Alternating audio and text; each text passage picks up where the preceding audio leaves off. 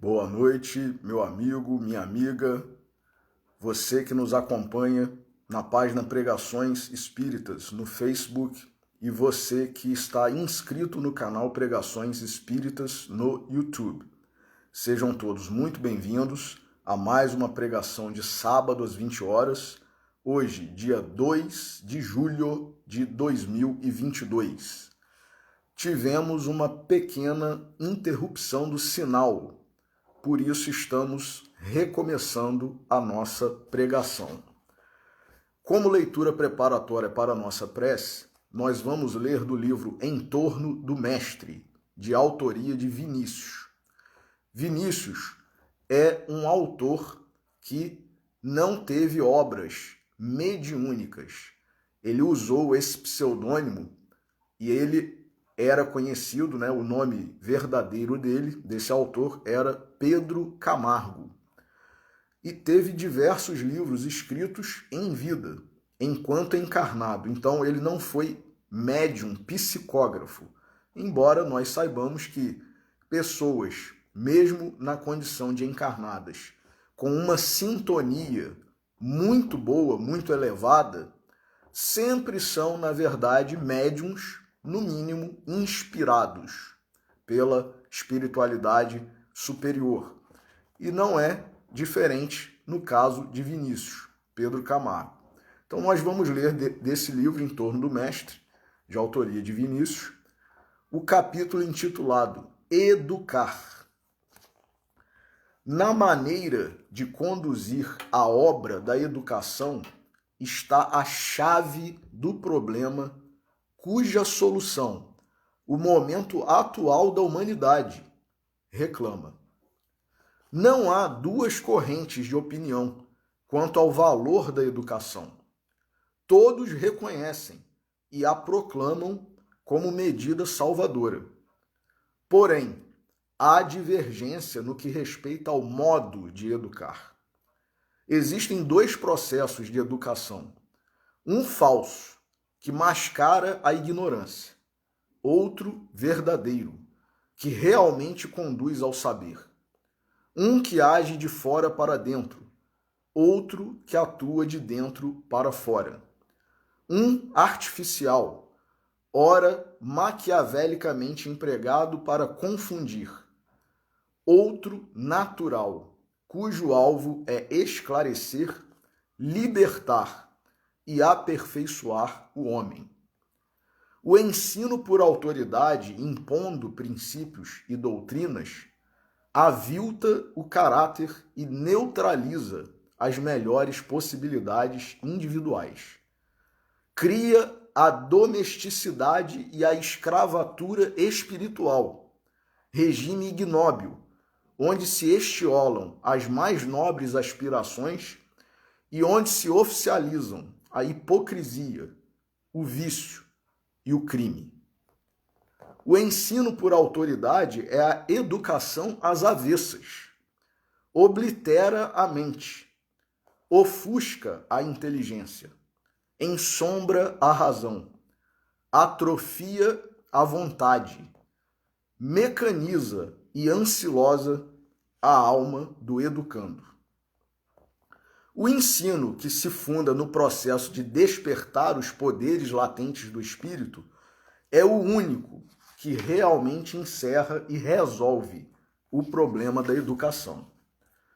Baseando-se o ensino no apelo constante à razão e ao bom senso, gera-se a confiança própria, estimula-se a vontade, esclarece-se a mente. Numa palavra, consegue-se que o educando faça a independência própria em todo o terreno, o que representa a verdadeira nobreza de caráter. A educação, segundo o processo natural, conduz fatalmente o educando à liberdade, faz dele um homem que pensa, sente e age por conta própria. O educando, orientado como deve ser, não será um repositório de conhecimentos acumulados na memória. Há de ser um poder aquisitivo capaz de se enfronhar prontamente em qualquer assunto ou matéria consoante requeiram as necessidades do momento. Nada o embaraçará, nenhuma pedra de tropeço o mobilizará no carreiro da vida. Não sendo um armazém de teorias e de regras estreitas, auridas de oitiva, é uma potência dinâmica, capaz de penetrar todos os meandros do saber e de solucionar os mais intrincados problemas da vida, desde que a questão o afete e lhe desperte interesse. A educação normal cria capacidades, enquanto a artificial gera títeres que vivem a repetir o que ouvem, sem consciência do que fazem. Tais indivíduos são sempre dependentes, imitadores vulgares, parasitas, estratificados.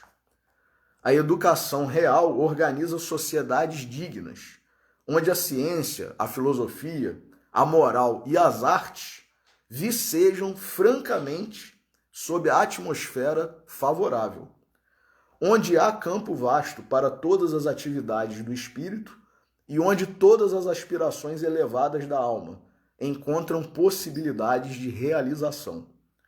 A falsa educação promove conglomerados amorfos de indivíduos incapazes, medíocres em tudo, verdadeiros rebanhos que se agitam monotonamente ao sinal do cajado que os tange, segundo alheios caprichos.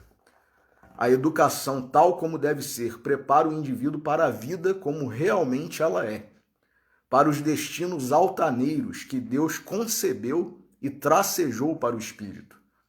A educação falsa amolda o indivíduo ao saber de outrem, prepara-o para certas escolas político-sociais ou para servir a determinadas organizações sectárias. Em quaisquer desses meios, a liberdade é um mito em que muito se fala para embair a boa-fé alheia, e onde a escravidão é um fato com todo o seu cortejo de ignomínias. A submissão incondicional à autoridade como base de ensino é ultraje à dignidade humana contra a qual se revolta o nosso século. A geração nova, que ora desponta, jamais poderá tolerá-la, em que pese aos reacionários e ultramontanos de todos os matizes e calibres. É tempo de se estabelecer a verdade neste particular de tão subida importância. É preciso salvar o mundo apontando os meios conducentes à realização desse ideal de amor. A missão do Espiritismo é educar para salvar. Enquanto este fato não penetrar a mente e o coração da maioria dos espíritas, a luz não estará no velador. E o Paracleto ver-se-á embaraçado na tarefa de reivindicar os direitos do Divino Redentor, restaurando o cristianismo de Jesus. Desse Jesus que foi mestre, teve discípulos e proclamou a liberdade do homem, mediante a educação racional do espírito. Educar, eis o rumo a seguir, o programa do momento. Vamos fazer a nossa oração. Jesus, nosso Mestre, Deus, nosso Pai, amigos e benfeitores espirituais, espíritos familiares e simpáticos e nossos anjos guardiães. A todos vós agradecemos por esse momento de reflexão, por esse momento de bênçãos, em que temos a oportunidade de estudar as tuas lições, Senhor Jesus, o teu evangelho, a tua doutrina santa e os teus exemplos, como nosso mestre, como nosso salvador, como nosso redentor. E por isso, dando graças e pedindo que todos vós nos inspirais, todos vós promoveis a sintonia para que nós estejamos em condição de receber da melhor forma tudo o que nos será trazido hoje. Pedimos permissão para iniciar a pregação de hoje. Que assim seja. Meus irmãos, nós sabemos que não existe acaso, principalmente nós espíritas. E eu abri ao acaso esse livro de Vinícius. Caiu nesse capítulo, Educar. Depois eu abri ao acaso também esse livro, que eu gosto muito e que me foi presenteado por Rubens Fernandes Carneiro, Rubinho, O Primado do Espírito, de Rubens Romanelli. Abri ao acaso também e caiu Instruir e Educar. Então, isso é um sinal de que o tema deveria ser educação. Então, não contrariando, né, o que a espiritualidade está a determinar, né, nós aceitamos, né, escolhemos, digamos, entre aspas, né, porque não fomos nós que escolhemos, a espiritualidade escolheu, mas aceitamos esse tema, que é um tema muito importante. Como disse o próprio Vinícius nesse texto que nós acabamos de ler, o programa do momento, educar. E, como nós vimos, educar, meus irmãos, nós vimos aqui nesse texto introdutório, é uma tarefa muito difícil, embora seja uma profissão que é, às vezes, desprezada, muitas vezes desprezada, e, inclusive, adotada pelas pessoas como, eu não consegui fazer nada, então eu vou ser professor. Antigamente, havia o curso normal, né, para as moças e tal, que quando não conseguiam uma outra profissão, né, ou quando não conseguiam casar-se com maridos ricos que proveriam o lar e teriam que trabalhar de alguma forma, então faça um curso normal. Quer dizer, como se isso fosse a última das opções, a pior. Que inversão, né, que a nossa sociedade passou e passa ainda em relação a essa missão, essa tarefa sublime, maravilhosa, e que é o único título, né, professor, mestre, que Jesus aceitou. Quando no episódio da última ceia, ele está a celebrar, digamos, a última Páscoa de corpo presente com os discípulos e dá uma lição maravilhosa de humildade, porque ele lava os pés dos seus discípulos. Discípulos nós sabemos que é sinônimo de alunos, né? Então, olha que interessante, né? Já começa por aí. E ele, Jesus, não somente, né, se põe como o menor em tese, porque ele se faz como um escravo ali a lavar os pés dos seus discípulos, dos seus alunos, e nós, na nossa sociedade, imaginaríamos, conceberíamos um professor numa sala de aula fazendo algo do tipo? Não. A não ser, né, por exemplo, como um Papa Francisco, que já fez isso em algumas oportunidades, e outros gigantes do cristianismo. Mas, via de regra, o professor, o ser humano, o profissional, ele se envaidece de certa forma. É o que Vinícius falou, é essa autoridade na qual se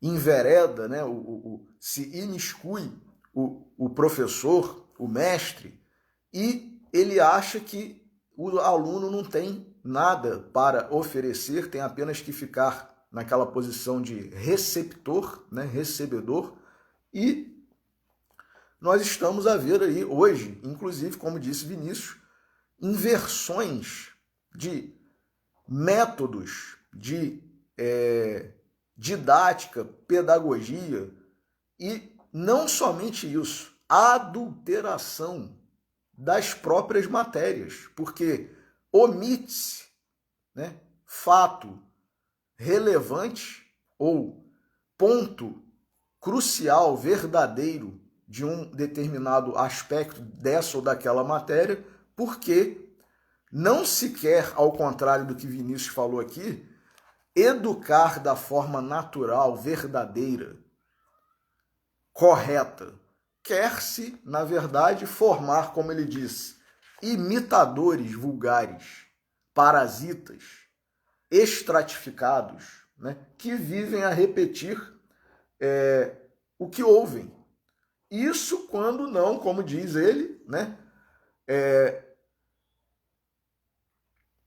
amolda o indivíduo ao sabor de outrem, prepara-o para certas escolas político-sociais.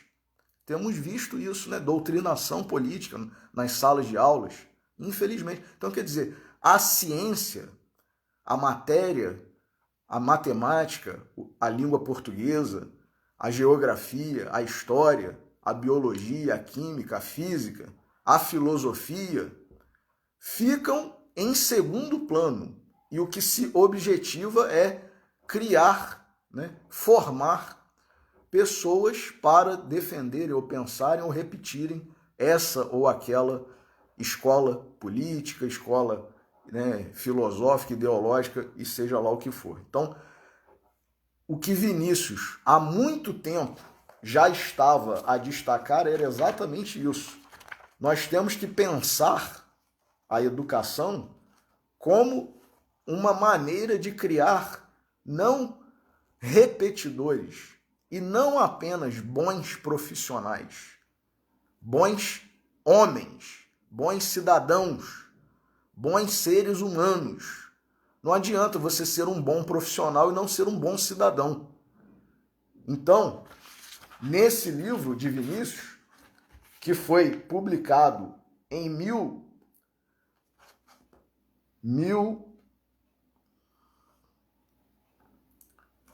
irmãos, 1939. Olha aí como que a sintonia de um espírito encarnado mesmo consegue prever, meio que profetizar o que haveria, né, de acontecer. Se é que ele já não identificava isso de certa forma na época dele, né? Então, a educação ela é muito mais do que nós temos visto hoje por aí, né? Então, no livro de Rubens Romanelli, O Primado do Espírito, nós temos um capítulo aqui intitulado Instruir e Educar, em que ele, Rubens Romanelli, ele fala, primeiramente, eu não vou ler o capítulo todo, mas ele fala primeiramente da etimologia dessas duas palavras, né? Instruir e educar, do latim, né, do grego, e vai dando o significado e chega num determinado ponto do capítulo em que ele fala: não é por outra forma que se deve conceituar o velho método socrático, conhecido por maiêutica. Contrariamente à instrução, quer dizer, aquela que vem de cima para baixo, na mesma consonância, né, no mesmo diapasão de Vinícius, é aquela imposta por autoridade, né? Contrariamente à instrução que se propõe, mercê de vários expedientes didáticos, comunicar ao educando a ciência, ele, Sócrates, né, ou o método socrático, a maiêutica, induz o educando a retirá-la de seu fundo mesmo. Retirar quem? A educação, a instrução. É aquele método interessantíssimo, né, de dialogar, questionar o próprio aluno, o próprio educando, e fazer com que ele chegue à resposta.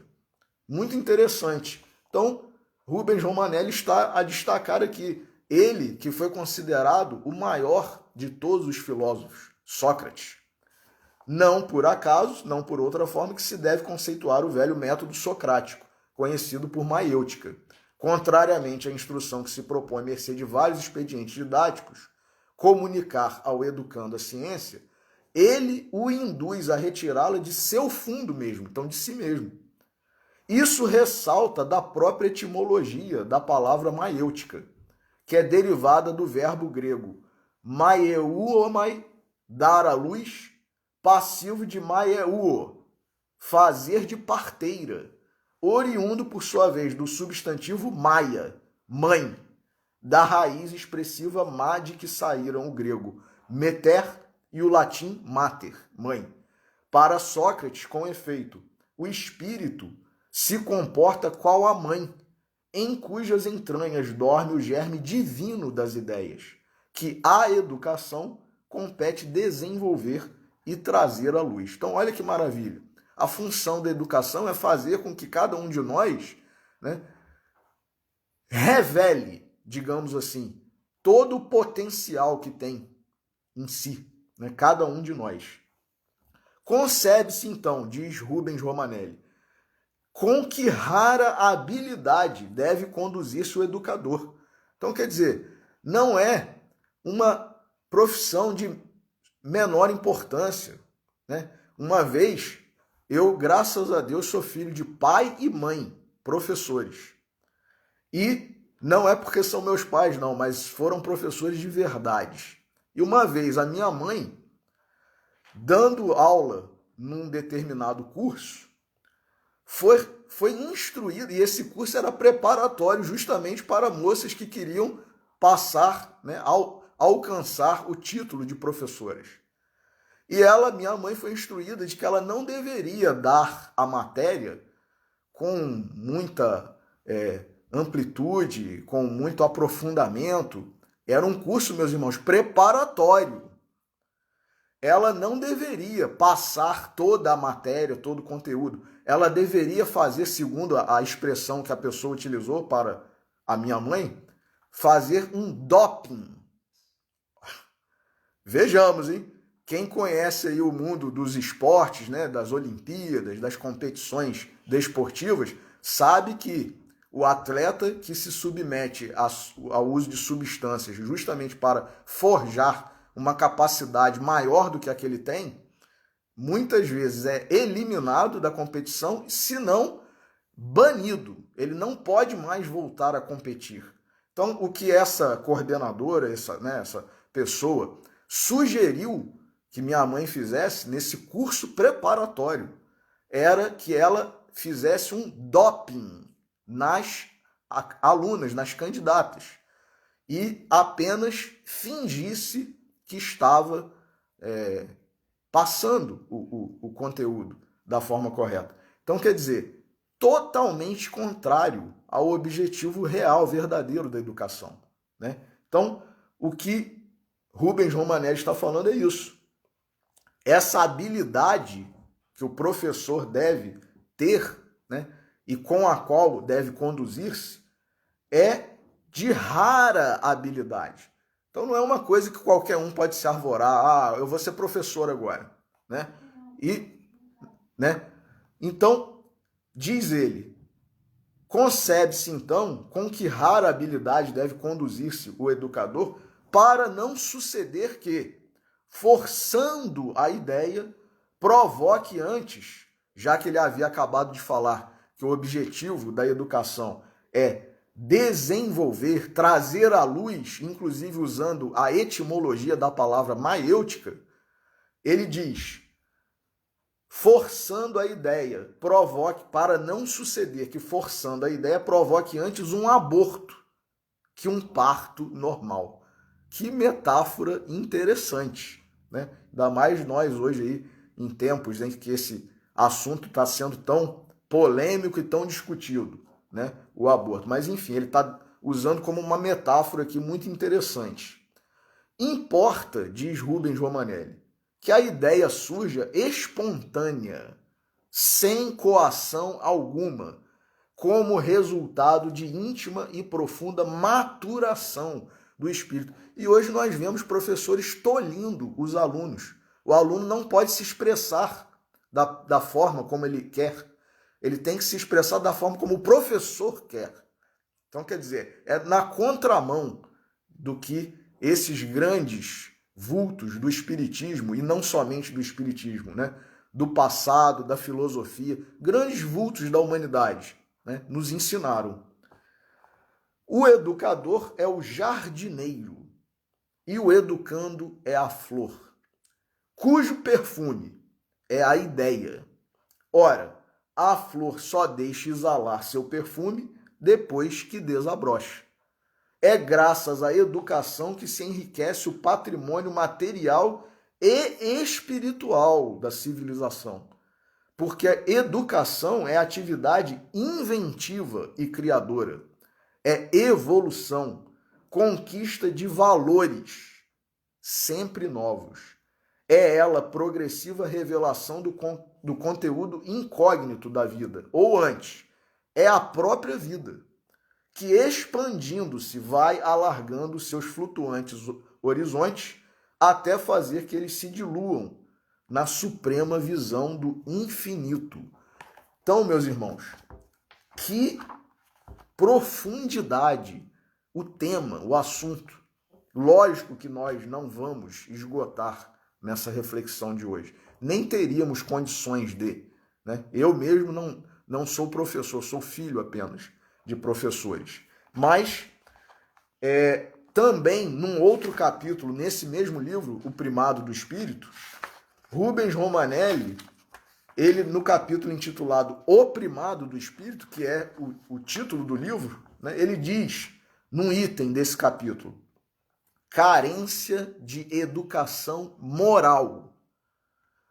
Confiram-se à moral as atribuições que lhe competem na obra de redenção humana, para que o espírito se integre no concerto da criação. Concerto com C, quer dizer, aquela demonstração, aquela execução, né, de uma orquestra sinfônica, né, de vários músicos. Nós, repetindo aqui as palavras de Rubens Romanelli, confiram-se à moral, as atribuições que lhe competem na obra de redenção humana, para que o espírito se integre no concerto da criação. Se nós queremos fazer a nossa parcela, como está no Livro dos Espíritos, na obra da criação, como filhos de Deus, como criaturas de Deus, nós temos que caminhar por esse caminho. Moral, educação moral. E não é à toa que houve em algum tempo atrás, infelizmente não há mais, uma matéria, né, muito importante, mas que foi abolida, infelizmente. Porque os tempos, nós estamos, né, no final dos tempos. Era educação moral e cívica. Essa matéria que colaborava para criar não somente profissionais, conhecedores, bons, competentes, mas bons cidadãos, bons seres humanos, bons indivíduos.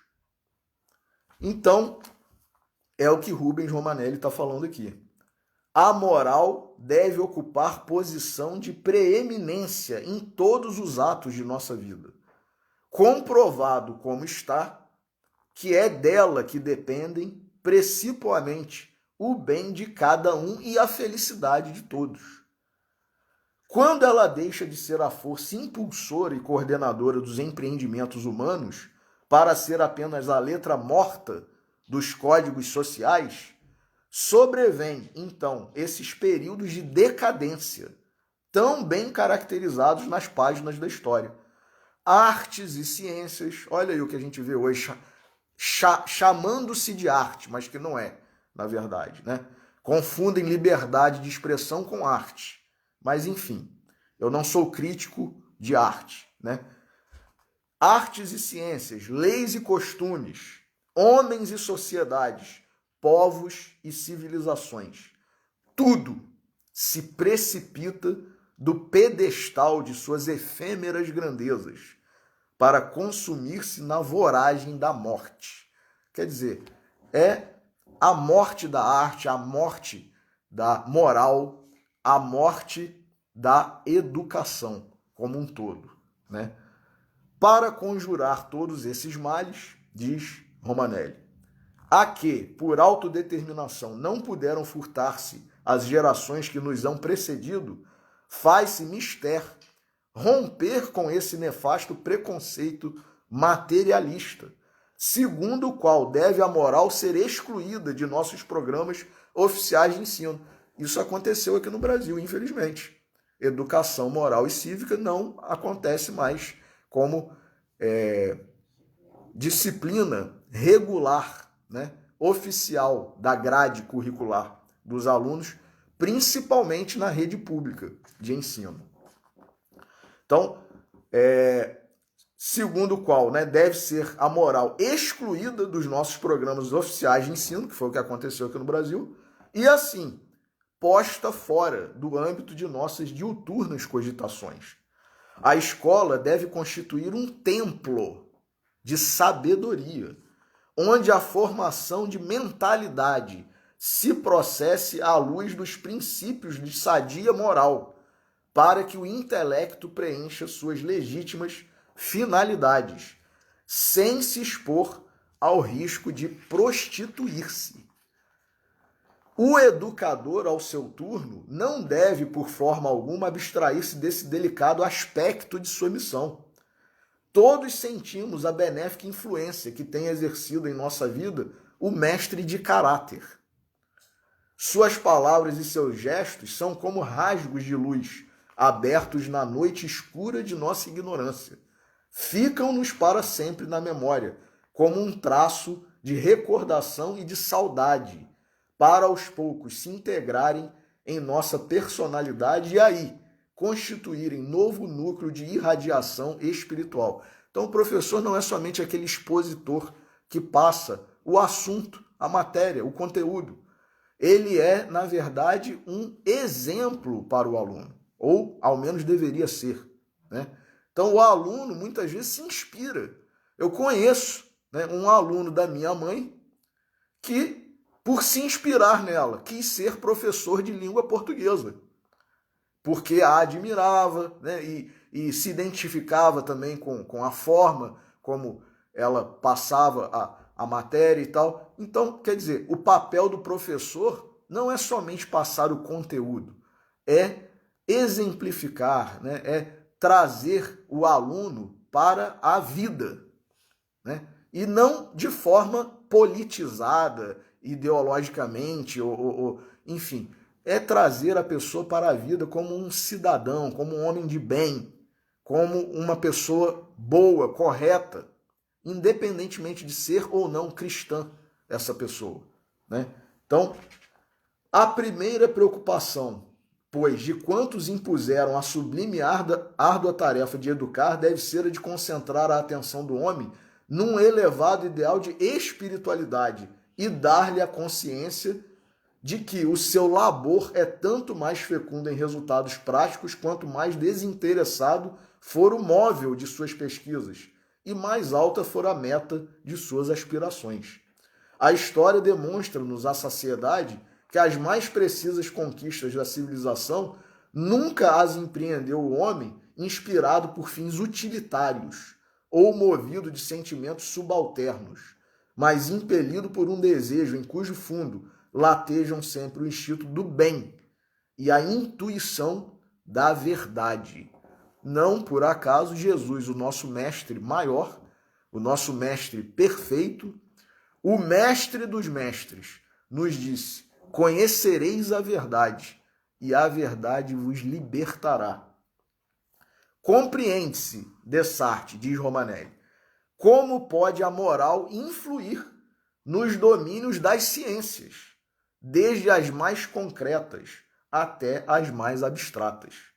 A ciência, efetivamente, não pode corresponder aos fins que se propõe se prescinde dos enérgicos e salutares influxos da moral.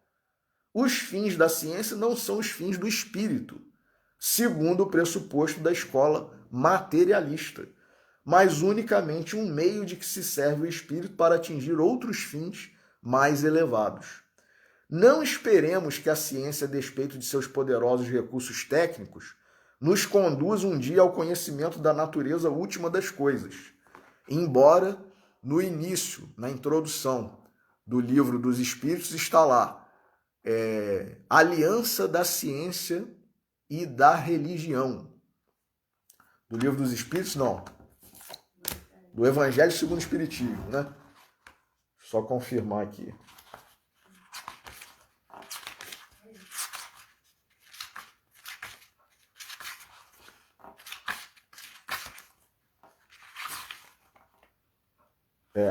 Exatamente. No Evangelho segundo o Espiritismo, logo no início, existe um item, a aliança da ciência e da religião. Então, Romanelli está dizendo aqui, não esperemos que a ciência, a despeito de seus poderosos recursos técnicos, nos conduza um dia ao conhecimento da natureza última das coisas. Mas ele mesmo diz, debalde, tentaremos perscrutar o absoluto, aperfeiçoando os instrumentos de indagação e de pesquisa, ou multiplicando os meios de observação e experimentação, se preliminarmente não cuidarmos de nos aperfeiçoar a nós mesmos. Então, quer dizer, a aliança da ciência e da religião depende da nossa educação e da nossa educação moral. Não adianta querer que a ciência comprove as coisas do espírito, as coisas transcendentes, que comprovará sim um dia, como está na introdução de O Evangelho segundo o Espiritismo. Mas se nós, os que nos dizemos cientistas, não evoluirmos, não progredirmos, não nos educarmos moral e espiritualmente. Para apreender o que é do espírito, é absurdo servir-se de outros instrumentos que não sejam o próprio espírito. Só ele poderá transcender o mundo fenomenal, para em sua natureza íntima e profunda pôr-se em imediato contato com a essência imutável subjacente no fundo obscuro das coisas. Para tanto, finaliza Romanelli, importa, é certo, modifiquemos a estrutura de nossa organização mental. Modifiquemos a estrutura de nossa organização mental, deslocando da dimensão superfície para a dimensão volume, o centro de nossa consciência. A superfície é a análise, o volume é síntese. A análise pertence à razão, e a razão é agnóstica. A síntese pertence à intuição, e a intuição, como ensina a grande síntese, livro de Pietro Baldi, hein? Não é apenas obra de cultura. A intuição não é apenas obra de cultura, mas principalmente fruto de profunda maturação do espírito. Ela é o supremo galardão alcançado por aqueles em cujo íntimo se tem desencadeado as mais violentas tempestades de paixão e conhecimento, de amor e verdade, olha aí, de renúncia e sacrifício. São esses gigantes, né, que deram a trajetória, a virada, né, de 180 graus nas suas vidas, mesmo que nas suas vidas terrenas. É um Paulo de Tarso, é uma Maria de Magdala e tanto o próprio Pedro, né, quando Jesus até o adverte, né? Quando te converteres, e ele fica sem entender, Pedro, como quando te converteres? Eu sou teu discípulo, Senhor. Né? Pedro, tu me amas? Sim, Senhor. Te amo. Pedro, tu me amas? Sim, Senhor. Amo-te. Pedro, tu me amas? Sim, Senhor. Tu sabes de todas as coisas, tu sabes que eu te amo. Apacenta as minhas ovelhas. E aí, ele diz ainda, né? Quando te converteres. E Pedro fica sem entender. Mas a gente que já leu aí, né, os Atos dos Apóstolos, né, Paulo e Estevão, de Emmanuel, né, e tantas obras maravilhosas sobre Pedro, né, esse que foi o grande dirigente, o grande coordenador da Casa do Caminho, né, somente houve de fato a sua conversão depois, né, em outro momento, embora ele já se achasse desde já um discípulo, né, um apóstolo do Mestre Jesus. Então, meus irmãos, educação é isso. E aí, como esse Rubens Romanelli acabou de falar aqui, né, construção da mentalidade, né, formação da mentalidade, tem um capítulo no livro Emmanuel, livro muito interessante, inclusive, que fala, por exemplo, da educação evangélica, capítulo 35. Educação evangélica é necessidade da educação pura e simples. Todas as reformas sociais, pergunta, necessárias em vossos tempos de indecisão espiritual, têm de processar-se, pergunta não, afirma Emmanuel, tem de processar-se sobre a base do evangelho. Então, quer dizer, não é filosofia política, não é ciência política, não é nada disso, é evangelho. Evangelho de Jesus.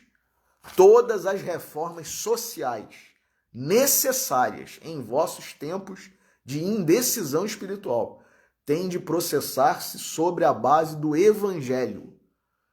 Como? Podereis objetar-nos? Pela educação. Replicaremos. Isso é o próprio Emmanuel que está dizendo.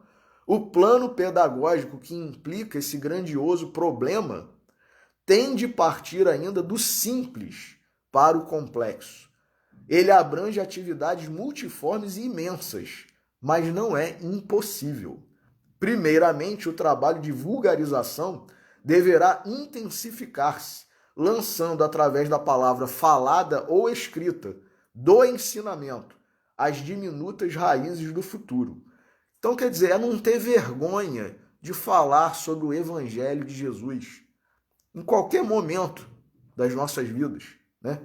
E um outro item desse capítulo, necessidade da educação pura e simples. Há necessidade de iniciar-se o esforço de regeneração em cada indivíduo, dentro do Evangelho, com a tarefa nem sempre amena da autoeducação. Evangelizado o indivíduo, evangeliza-se a família. Regenerada esta. Quer dizer, Emmanuel, esse livro já era de 1938. Então, Rubens Romanelli, Vinícius, em torno do Mestre, 1939. Emmanuel, no livro Emmanuel, 1938. Ambos já constatavam, como diz Emmanuel aqui, evangelizado o indivíduo, evangeliza-se a família. Regenerada esta. Quer dizer, a família na concepção de Emmanuel. Não é na minha concepção, na sua ou na de outrem. Na concepção de Emmanuel. Desde 1939 já estava degenerada. Regenerada a família. A sociedade estará a caminho de sua purificação, reabilitando-se simultaneamente à vida do mundo. Quer dizer, a gente só pode ser reinserido na sociedade da forma mais transcendente, digamos assim, né? Depois que nós estivermos regenerados e evangelizados. No capítulo da preparação da infância, não preconizamos a educação defeituosa de determinadas noções doutrinárias. Olha aí, de novo, essa questão de doutrinação política, né? Doutrinárias mais facciosas, facilitando-se na alma infantil a eclosão de sectarismos prejudiciais e incentivando o espírito de separatividade.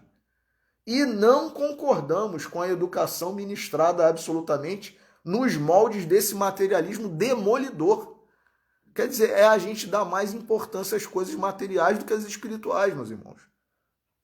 Que não vê no homem senão um complexo celular, onde as glândulas, com as suas secreções, criam uma personalidade fictícia e transitória. Não são os sucos e os hormônios, na sua mistura adequada nos laboratórios internos do organismo, que fazem a luz do espírito imortal, ao contrário dessa visão audaciosa dos cientistas, são os fluidos imponderáveis e invisíveis, atributos da individualidade que pré-existe ao corpo e que a ele sobrevive, que dirigem todos os fenômenos orgânicos, que os utopistas da biologia tentam em vão solucionar com a eliminação da influência espiritual. Todas as câmaras misteriosas desse admirável aparelho, que é o mecanismo orgânico do homem, estão repletas de uma luz invisível para os olhos mortais. É a nossa essência divina. E aí termina Emmanuel esse capítulo falando da formação da mentalidade cristã. As atividades pedagógicas do presente e do futuro terão de se caracterizar pela sua feição evangélica. Olha aí, ensinar evangelho, ensinar, divulgar, evangélica e espiritista, se quiserem colaborar no grandioso edifício do progresso humano. Os estudiosos do materialismo não sabem que todos os seus estudos se baseiam na transição e na morte. Todas as realidades da vida se conservam inapreensíveis às faculdades sensoriais. E, por enquanto, todo o nosso trabalho objetiva a formação da mentalidade cristã, por excelência. Mentalidade purificada, livre dos preceitos e preconceitos que impedem a marcha da humanidade. Formadas essas correntes de pensadores esclarecidos do Evangelho, entraremos então no ataque às obras, os jornais educativos, as estações radiofônicas, os centros de estudo, os clubes do pensamento evangélico, as assembleias da palavra, o filme que ensina e moraliza. E a gente tem visto exatamente o contrário.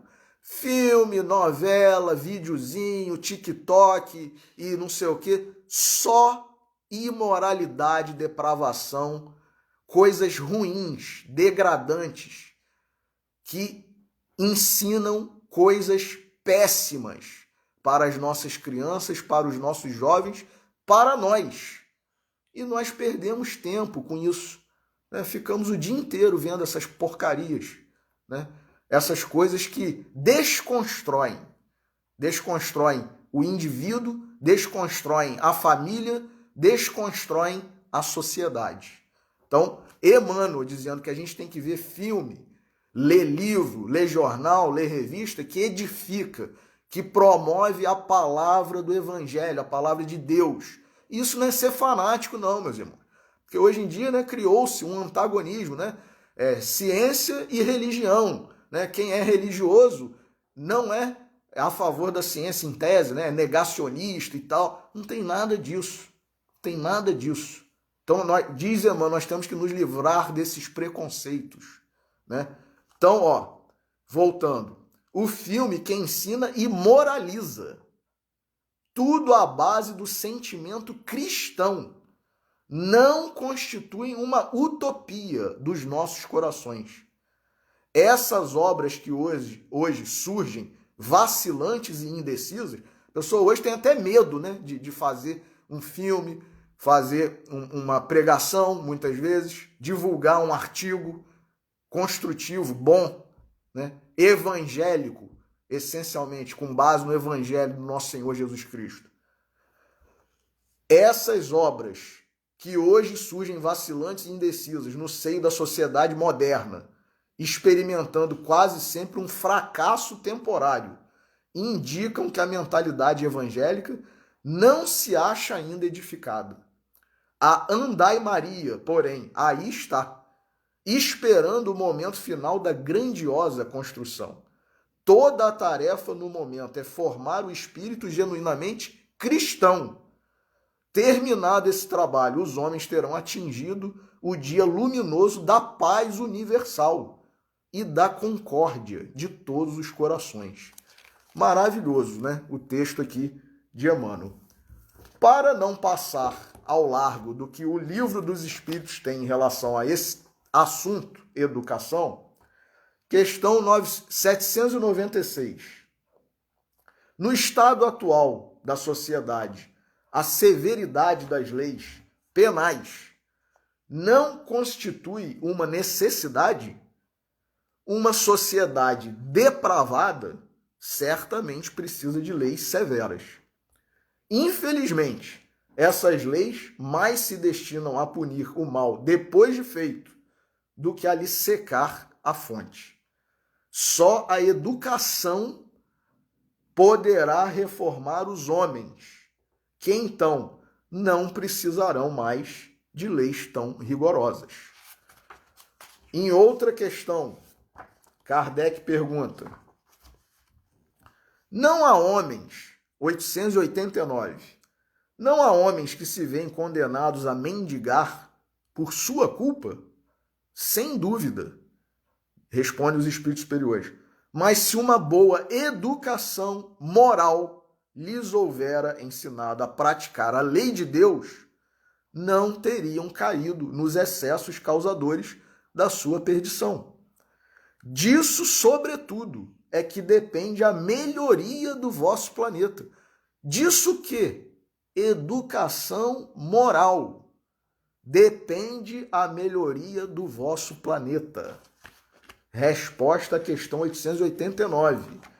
E, por fim, questão 914.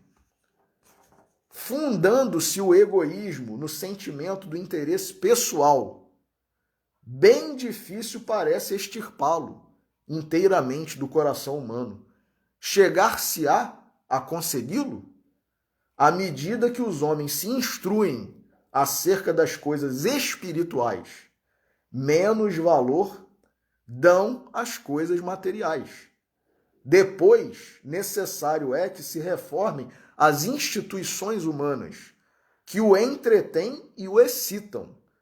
Isso depende da educação. Que resposta maravilhosa, né? E um comentário de Kardec que eu não vou ler, senão não vai dar tempo de eu ler o texto final de Emmanuel, nesse capítulo da perfeição moral. Ele faz um comentário maravilhoso, imperdível. É o comentário final à questão 917 de O Livro dos Espíritos.